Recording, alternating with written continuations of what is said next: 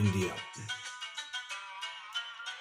నిదుర నదిలో ఆమె కోసం నడిరేయి చాటున మాటు వేసా, కలల వలలో ఆమె రూపం పడగానే వెంటనే లేచి చూసా, ఎదను కొరికే చిలిపి చేప కొలుకు వెనకే కరిగిపోగా, తెల్లారిందే ఇట్టే నేనేమో తెలబోతూ ఉంటే, మళ్ళీ మళ్ళీ ఇంతే ప్రతి రాత్రి జరిగే తంతే, మసక తెరలు తెరిచేదెవరమ్మా,